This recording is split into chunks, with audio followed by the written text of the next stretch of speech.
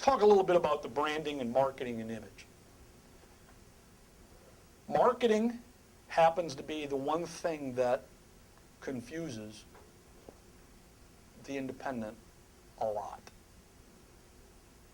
They see all the messages that happen around them. They see all the noise of messages. And they think, well, I can do that. First of all, marketing is very expensive. There's no way around it.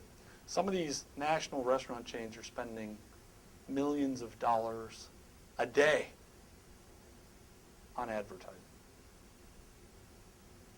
There are several restaurant chains spending between $2 million a day and $3.5 million a day, every day, on advertising. So as an independent, if you think you can compete with that, you're wrong. Won't happen.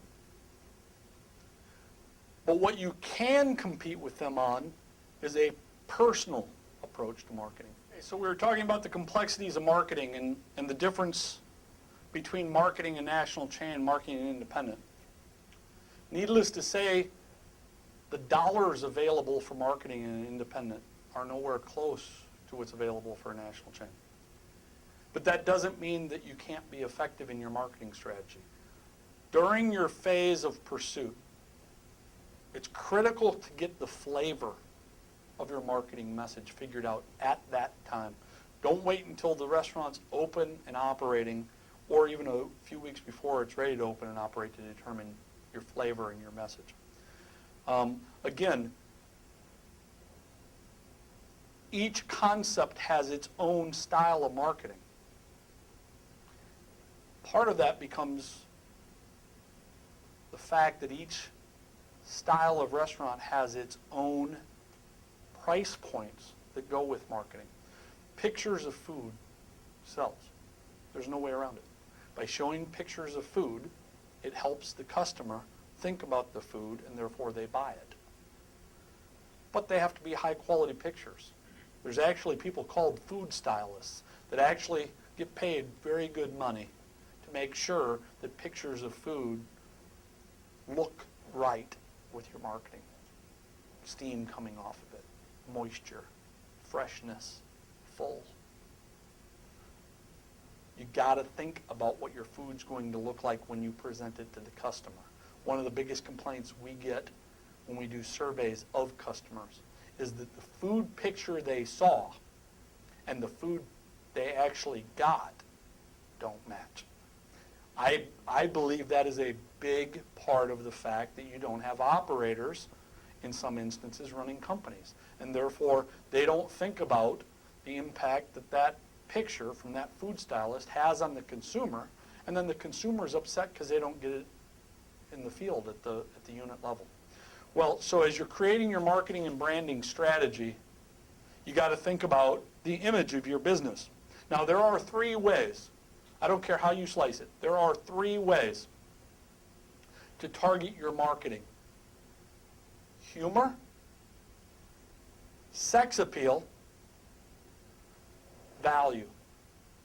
If you're not one of the three, you're not going to be effective. Humor, sex appeal, value.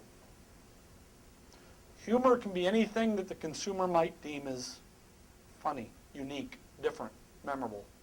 The Chick-fil-A cows. Their whole campaign is based around fun, humor, unique, quirky. It works because of it. It works. There's plenty of restaurant independents and national chains that use humor to drive the customer marketing message. Sex appeal. Sex appeal is defined in multiple categories. One is beautiful women.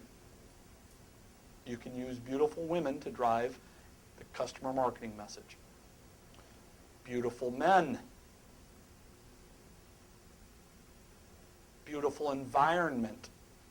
Picture of the building, picture of the ocean, picture of the mountainside, right? Those are all sex appeal. For that matter, using power-driven sex appeal, which might be fast cars, cool technology.